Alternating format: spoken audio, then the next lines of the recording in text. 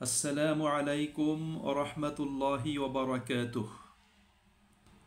পরম করুণাময় আল্লাহ তাআলা বলেন, ইন্নাল্লাহা ইউহিব্বুত তাওয়াবিন ওয়া ইউহিব্বুল মুতাতাহহিরিন।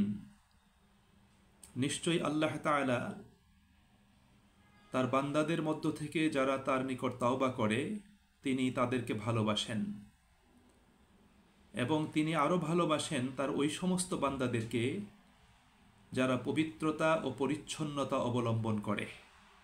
সূরা বাকারা আয়াত 222। রাসূলুল্লাহ সাল্লাল্লাহু আলাইহি ওয়াসাল্লাম বলেছেন, আত-তুহুরু শাত্রুল ঈমান। পবিত্রতা ঈমানের অঙ্গ। অন্য বর্ণনায় এসেছে আন-নাযাফাতু মিনাল ঈমান। পবিত্রতা পরিচ্ছন্নতা ঈমানের গুরুত্বপূর্ণ পার্ট।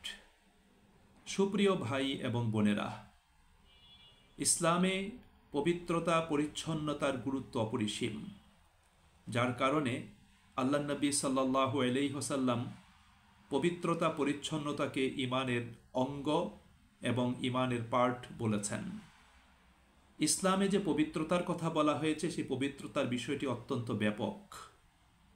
শারীরিক পবিত্রতা, মানসিক পবিত্রতা, চিন্তা চেতনার পবিত্রতা, আকীদা বিশ্বাসের পবিত্রতা, আমল আখলাকের পবিত্রতা, রুটি রুজি তথা আয় রোজগারের পবিত্রতা, অর্থ সম্পদের পবিত্রতা এবং আল্লাহ সুবহানাহু ওয়া তাআলা জীবনের সকল ক্ষেত্রে আল্লাহ পাকের অনুশাসন এবং রাসূলুল্লাহ সাল্লাল্লাহু আলাইহি ওয়াসাল্লামের সুন্নাহর আলোকে পুরো জীবনব্যাপী পবিত্রতা এবং পরিচ্ছন্নতার নীতি অবলম্বন করার জন্য আমাদেরকে নির্দেশ প্রদান করেছেন।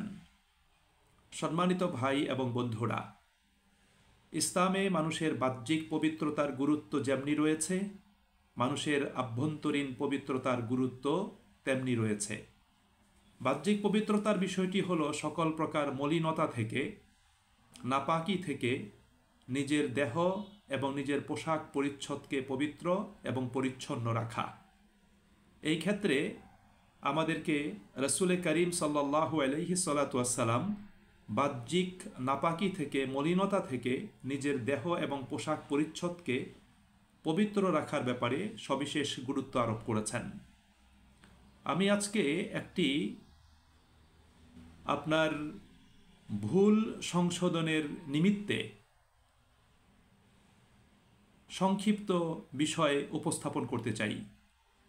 সে বিষয়টি হলো যে আমাদের দেশে আমরা দেখতে পাই, বিশেষ করে মসজিদগুলোতে, মাদ্রাসাগুলোতে বা অনেক সময় পথে ঘাটেও আমরা দেখতে পাই যে কিছু ভাই, কিছু মানুষ তারা প্রস্রাব করার পরে তারা ঢিলা কুলুক নিয়ে তারা দীর্ঘ সময় মানুষের মাঝে, মানুষের সামনে হাঁটাহাঁটি করে। তাদের ধারণা যে 40 কদম পর্যন্ত হাঁটতে হবে। তাদের এই কার্যক্রমটা এটা দেখতে খুবই অসুন্দর, অনেকটা নির্লজ্জতার বহিঃপ্রকাশ। কারণ এই মর্মে ইসলাম আমাদেরকে এই নির্দেশনা দান করে নাই যে ঢিলা কুলুক নিয়ে মানুষের মাঝে লজ্জাস্থান ধরে হাঁটতে হবে, একটু ঝাঁকুনি দিতে হবে, হাত পা নাড়াচাড়া করতে হবে, কাশি দিতে হবে, হাঁটাহাঁটি করতে হবে। এটা ইসলামী শরীয়তের দৃষ্টিকোণ থেকে খুবই দৃষ্টিকটু এবং অনেকটা নির্লজ্জতার নামান্তর। হাদিসে রাসূলে করিম সাল্লাল্লাহু আলাইহি সাল্লাম তিনি বলেছেন, আল হায়াউ শু'বাতুম মিনাল ঈমান। লজ্জা হলো ঈমানের গুরুত্বপূর্ণ অঙ্গ। একজন মুমিন তাকে লজ্জাশীল হতে হবে। তিনি যেমনিভাবে আল্লাহ তাআলাকে লজ্জা করবেন, মুমিন ব্যক্তি অন্য মানুষকেও তারা কি করবেন? লজ্জা করবেন। তার কার্যকলাপের মাধ্যমে যাতে প্রকাশ্যে নির্লজ্জতা প্রকাশিত না হয় সেদিকে তাকে অবশ্যই খেয়াল করে চলতে হবে। রাসূলে করিম সাল্লাল্লাহু আলাইহি ওয়াসাল্লাম তার প্রাকৃতিক প্রয়োজন সারার জন্য, প্রস্রাব পায়খানা করার জন্য তিনি লোকালয় থেকে অনেক দূরে চলে যেতেন, মানুষের দৃষ্টির আড়ালে চলে যেতেন আল্লাহ নবী সাল্লাল্লাহু আলাইহি ওয়াসাল্লাম, যাতে কারো দৃষ্টি তার উপর পতিত না হয়। তিনি একটা নির্জন জায়গা বেছে নিতেন, দূরবর্তী জায়গা তিনি বেছে নিতেন এবং সেখানে তার প্রাকৃতিক প্রয়োজন শেষ করে তারপর তিনি সেখান থেকে চলে এসেছেন। আল্লাহ নবী সাল্লাল্লাহু আলাইহি ওয়াসাল্লাম প্রস্রাব পায়খানার ব্যাপারে আমাদেরকে আড়াল করতে বলেছেন। আবার একই সাথে তিনি প্রস্রাব পায়খানা থেকে তিনি ভালোভাবে পবিত্রতা অর্জন করার ব্যাপারেও তিনি গুরুত্ব আরোপ করেছেন। রাসূল করিম সাল্লাল্লাহু আলাইহি ওয়াসাল্লাম একবার তিনি পথ চলছিলেন, তখন তিনি দুটো কবরের পাশে দিয়ে যাচ্ছিলেন। তখন তিনি তার সঙ্গী সাথীদেরকে বললেন, সাহাবীদেরকে বললেন যে এই দুটো কবরে আযাব প্রদান করা হচ্ছে, ইন্নাহুমা ইউআযযিবান, এই দুটো কবরে আযাব প্রদান করা হচ্ছে, ওমা ইউআযযিবানি ফি কাবীরিন, কিন্তু খুব বড় গুনাহের জন্য এখানে তাদেরকে শাস্তি প্রদান করা হচ্ছে না। অর্থাৎ যে দুটো গুনাহের কারণে তাদেরকে শাস্তি দেয়া হচ্ছে, তারা ইচ্ছে করলে সেই গুনাহ থেকে বেঁচে থাকতে পারত। আল্লাহ নবী সাল্লাল্লাহু আলাইহি ওয়াসাল্লাম বললেন যে আম্মা আহাদুহুমা ফাকানা লা ইয়াস্তানজিহু মিনাল বাউল, এই দুজনের একজন সে প্রস্রাব করে প্রস্রাব থেকে সঠিকভাবে পবিত্রতা পরিচ্ছন্নতা অর্জন করত না, যা ইচ্ছা করলে সে করতে পারত। ওয়াকানাল আখারু ইয়ামশি বিন নামিমাহ, আরেকজন সে চগলখুরি করে মানুষের দোষচর্চা করে বেড়াতো, হাঁটাহাঁটি করত। রাসূল করিম সাল্লাল্লাহু আলাইহি ওয়াসাল্লাম পরবর্তী সময়ে তিনি একটা তরতাজা খেজুরের ডাল নিয়ে সেটাকে দুই ভাগ করে তিনি দুটো কবরের মাঝখানে গেড়ে দিলেন এবং তিনি বললেন এই ডাল দুটো যতক্ষণ এগুলো তরতাজা থাকবে ততক্ষণ আশা করা যায় তাদের কবরে আযাবকে আল্লাহ রাব্বুল আলামিন মওকুফ রাখবেন। তো সুপ্রিয় ভাই এবং বন্ধুরা, রাসূল করিম সাল্লাল্লাহু আলাইহি ওয়াসাল্লাম প্রস্রাব থেকে আমাদেরকে ভালোভাবে পবিত্রতা পরিচ্ছন্নতা অর্জন করতে বলেছেন। তার মানে এই নয় যে প্রস্রাব করার পরে লজ্জাস্থান ধরে মানুষের মাঝে হাঁটাহাঁটি করবে, এটা কিন্তু নিজের জন্যও লজ্জাজনক এবং যারা তাকে দেখবে, তার পাশে হাঁটবে, তার পাশে যাবে, তাদের জন্য এটা অত্যন্ত বিব্রতকর। সুতরাং এটা কখনোই একজন মুমিনের কাম্য হতে পারে না। মুমিন তার কাজ কর্ম আচরণ সব বিষয়ে তার ভিতর শালীনতা ভদ্রতা অবশ্যই থাকতে হবে। এই ভদ্রতা তার ভিতর, এটা মুমিনের ভিতর না থাকলে তার জীবনের জন্য তার কর্মের জন্য এটা তার জন্য ক্ষতিকর হবে, তিনি হাসির পাত্রে পরিণত হবেন।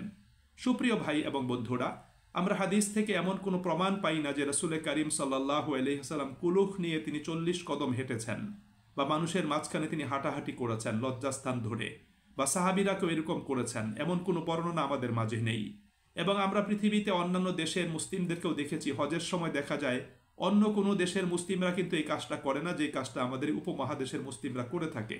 সুতরাং এটা আমরা বলতে পারি এটা উপমহাদেশের একটা ব্যাড কালচার, এই কালচার থেকে বের হয়ে আসা উচিত। হ্যাঁ, কারো যদি এমন হয় যে তাৎক্ষণিক তার প্রস্রাব ক্লিয়ার হয় না, উঠে আসার পরে তার প্রস্রাব 1 ফোঁটা 2 ফোঁটা বের হতে পারে, তাহলে সেই ক্ষেত্রে তিনি আড়াল নিয়ে তিনি দরজাযুক্ত টয়লেটের ভিতরে প্রবেশ করে তিনি সেখানে উঠবস করতে পারেন, সেখানে তিনি সময় ক্ষেপণ করতে পারেন।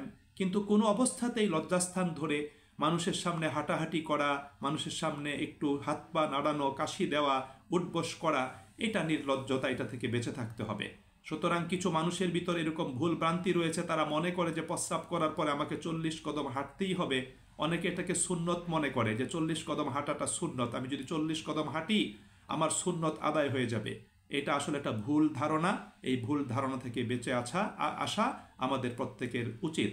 এজন্য সুপ্রিয় ভাই এবং বন্ধুরা, আমরা প্রস্রাব পায়খানার সময় আড়াল করব নিজেকে, প্রস্রাব পায়খানা থেকে আমরা ভালোভাবে আমরা পরিচ্ছন্নতা অর্জন করব, পবিত্রতা অর্জন করব এবং আমরা নির্লজ্জ কাজ থেকে নিজেদেরকে বিরত রাখব, যাতে কোনো অবস্থাতে এটা মানুষের সামনে এটা না হয়, কারণ এতে যারা আমাকে দেখবে তাদের জন্য বিব্রতকর, আমার নিজের জন্যও লজ্জাজনক। এজন্য সুপ্রিয় ভাই এবং বন্ধুরা, আমরা প্রত্যেকেই এই বিষয়টা উপলব্ধি করার জন্য, বোঝার জন্য আমরা চেষ্টা করি এবং আমরা মুমিন হিসাবে আমরা আদব শিষ্টাচার রক্ষা করে চলার আমরা চেষ্টা করি। আল্লাহ আমাদের সকলকে সাহায্য দান করুন। ওয়া আখিরু দাওয়ানা আনিল হামদুলিল্লাহি রাব্বিল আলামিন।